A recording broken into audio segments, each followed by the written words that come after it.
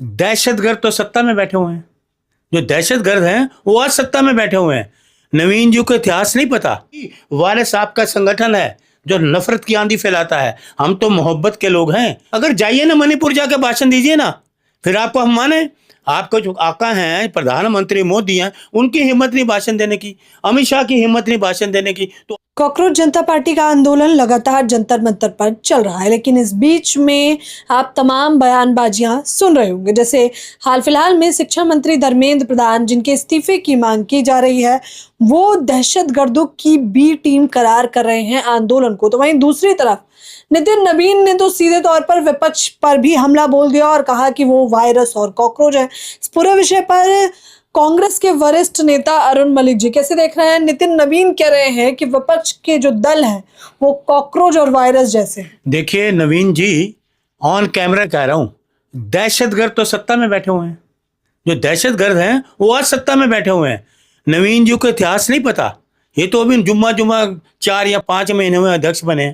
यहाँ मोदी जी को 2014 के बाद लोगों को पता कि इतिहास है। इनको इतिहास की जानकारी ना नितिन जी को ना बीजेपी किसी को नहीं है। नितिन जी, आप अपने जो आपके योद्धा बनते हैं, आपके जो प्रधानमंत्री हैं, आपके जो नेता हैं, उनसे पूछिए कि अंग्रेजों की लड़ाई में आइए कहाँ थे।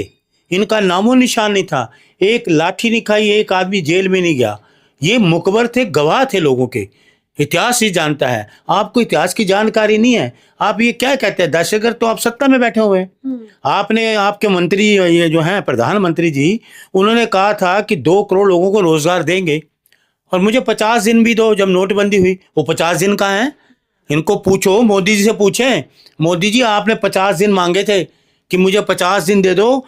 जिस चौराहे पे कहोगे, जहां कहोगे, मोदी वहां आएगा। अब 50 दिन बड़े हो गए या 12 साल हो गए? 12 साल हो गए, वो 50 दिन की बात ही नहीं करते। अब इनको बताइए, आप चौराहा चुनो, हम आपको बात करेंगे, आपसे जवाब करेंगे। आपने 50 दिन मांगे तो वो कहाँ गए? 2 करोड़ लोगों को रोजगार नहीं दिया। नोटबंदी आर्थिक व्यवस्था खराब कर दी देश की। मणिपुर ये गए नहीं। इनसे पूछो, नितिन नवीन जी, आप अध्यक्ष बने हो, मणिपुर देश का राज्य नहीं क्या? भारत माता का हिस्सा है वो भी। वो तो तेलंगाना में गए थे और तेलंगाना में भाषण दिया, और हालांकि वो कह रहे हैं तेलंगाना में आएंगे तो ये जो आरक्षण है इसकी पर भी निगाह बनाए हुए हैं। वो आरक्षण के तो ये खिलाफ रहे हैं। आरक्षण की बात कर ही नहीं सकते। अगर जाइए ना मणिपुर जाकर भाषण दीजिए ना, फिर आपको हम माने। आपको जो आका हैं प्रधानमंत्री मोदी हैं, उनकी हिम्मत नहीं भाषण देने की, अमित शाह की हिम्मत नहीं भाषण देने की। तो आप कहाँ जाओगे? क्या मणिपुर इस देश का हिस्सा नहीं? वहां बात करिए ना जाके। वहां क्यों नहीं करते? ये बातें जो सिर्फ एक टीवी चैनल को बैठ के इंटरव्यू देना बड़ी बातें हैं। आपने किया क्या है? बेरोजगारी आपने बढ़ा दी। महंगाई कहाँ आज पहुंच गई? आपके इनको पूछो, प्रधानमंत्री महंगाई पे आए थे, आज कहाँ है महंगाई? गरीब आदमी को गरीब बना दिया आपने, अमीर को अमीर बना दिया आपने। आपको ये सिर्फ आप लोग तो वायरस है, नितिन नवीन ने कहा। वायरस ये हैं नफरत फैलाने वाले। वायरस ये लोग हैं। नितिन जी, वायरस आपका संगठन है जो नफरत की आंधी फैलाता है। हम तो मोहब्बत के लोग हैं, मोहब्बत फैलाने वाले लोग हैं। लेकिन बीजेपी तो घुसपैठियों का खात्मा करने की बात कर रही है। उनको ये पूछो, नितिन जी, आप बच्चे हो राजनीति, आपसे बड़ा मैं हूँ, उम्र में भी बड़ा हूँ, राजनीति में भी। उनसे ये पूछो, बंगाल में कितने घुसपैठी करे? अभी तो सत्ता में आ गए। कितने महीने हुए? कितने घुसपैठी पकड़े? कितने बांग्लादेशी पकड़े? बताओ ना लोगों को। सत्ता में अब आप हो, मीडिया में आप हो, गोदी मीडिया आपके साथ है। बताओ कितने लोगों को बाहर करा, कितने लोगों को पकड़ा? अब तो सत्ता में यही है ना, तो झूठ तेरे को यही पकड़ा जाता है।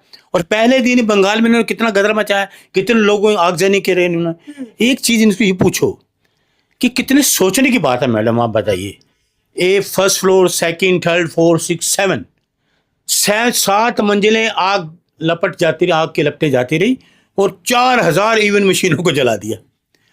कितने सोचने की बात है। आदमी देखिए कि 4000 मशीनों के एकदम से जलना, मगर एक मशीन भी ना बचना। वो तो अचानक से आग लग गई थी। 4000 मशीनों में, तो 7 फ्लोरों में अचानक आग लग गई, और मशीनों तक गई। मशीनें 7वीं फ्लोर पे थी और 4000 मशीनें जल गई, एक भी नहीं बची। भाई अजूबा ही है, अजूबा सरकार है।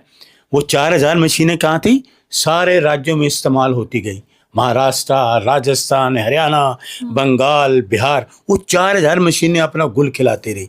इनको जिताते रही, बेईमानी करवाते रही। वो मशीनें थी, इसलिए सबूत इन्होंने मिटा दिया। ऑन कैमरा कर रहा हूँ, वो सबूत था।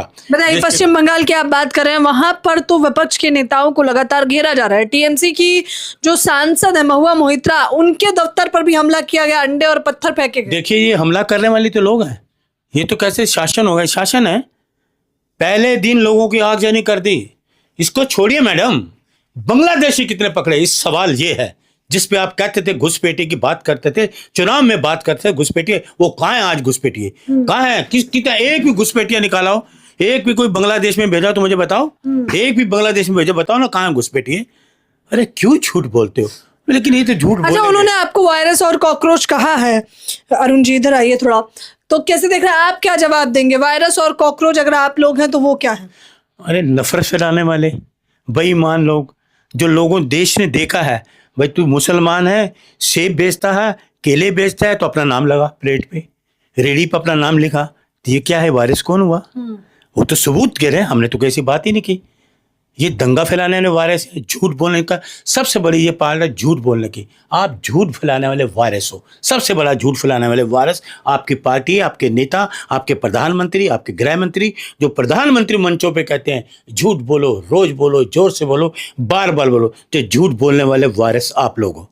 झूठ बोलने वाले वायरस है बीजेपी। इसको लेकर नेता अरुण मलिक सीधा प्रहार कर रहे हैं और कह रहे हैं कि पश्चिम बंगाल में ईवीएम को जिस प्रकार से जलाया गया, वो सवाल अभी भी बरकरार है। आप लोग भी मुझे अपनी राय जरूर दें। कैमरामैन नावेद के साथ ज्योति यादव।